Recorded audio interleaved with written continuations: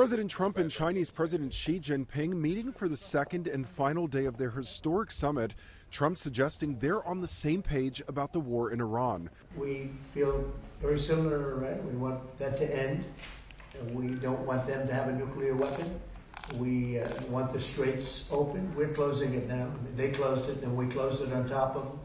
But we want the straits open, and we want them to get it ended because it's a crazy thing. They're a little bit crazy, and it's no good. Can't have it. They cannot have a nuclear weapon.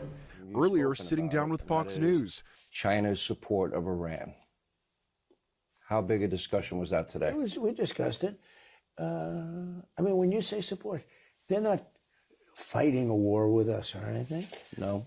He said he's not going to give military equipment. That's a big statement. Trump saying China wants to continue to buy oil from Iran. The leaders also discussing trade, with Xi agreeing to buy hundreds of American-made planes. He's going to order 200 jets. That's a big thing, Boeing's. Boeing.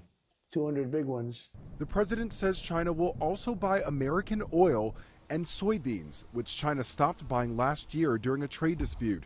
Treasury Secretary Scott Bessent says China also agreed to work together on AI safety.